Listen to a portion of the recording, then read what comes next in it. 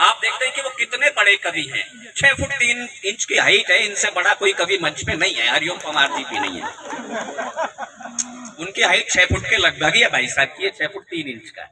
लेकिन हास्य के साथ साथ सुदीप के बहुत सारे रंग, बहुत सारे मंचों के माध्यम से, सैनिकों के कार्यक्रम से, चाहे मेरे हम करगिल में साथ साथ रहे हों, या बहुत सारे चैनलों से आपने उनकी अनेक कविताएं भी सुनी होंगी, अन्य रसों की, अन्य रंगों की।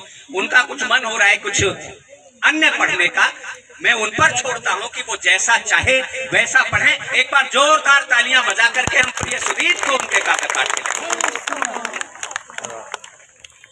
जय श्री राम।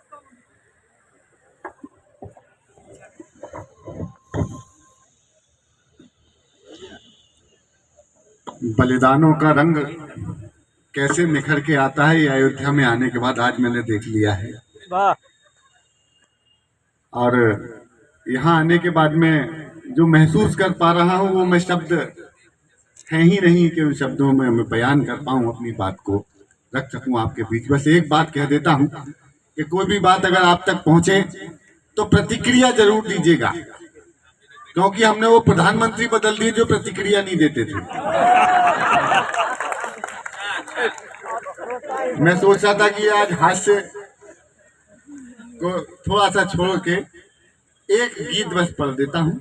और श्रद्धेय बाबूजी बैठे हुए हैं और आज राष्ट्रीय कवि संगम का हमारा राष्ट्रीय अधिवेशन है, और हम सारे जो हमारी ये बानर सेना है, चाहे हम हो, सुमित हो, और चाहे तमाम देश भर के नवोदित कवि जिन्होंने इन मंचों से प्रारंभ किया, हमारे जामवंत के रूप में श्रद्धेय बाबूजी हमेशा हमें याद दिलाते रहे कि भाई तुम्हारी शक्तियां ये हैं, अपनी शक्तियों को भूलो मत।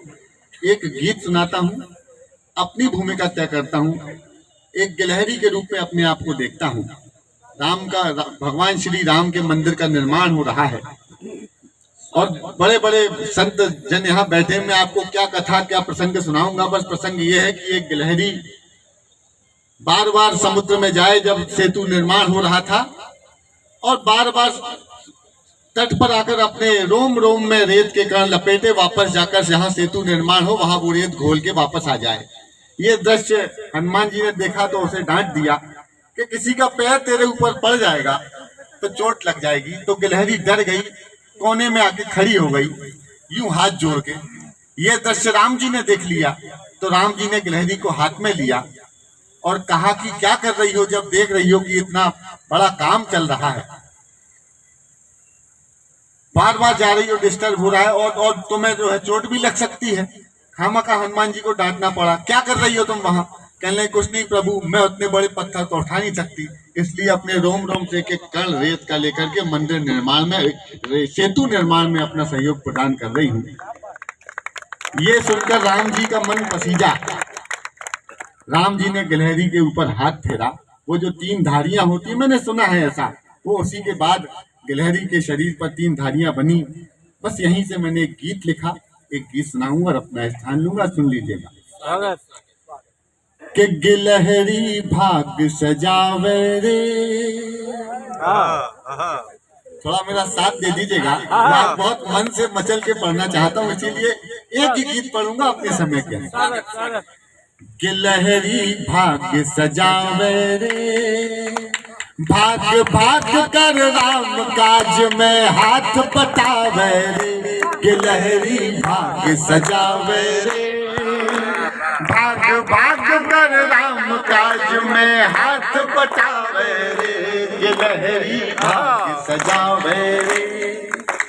बड़े बड़े वीर खड़े, बड़े बड़े जंगी, बड़े बड़े वीर खड़े, बड़े बड़े जंगी, नल नील संग महाबली बजरंगी। सागर की रेता में देह सारी रंगी, सागर की रेता में, सागर की रेता में देह सारी रंगी।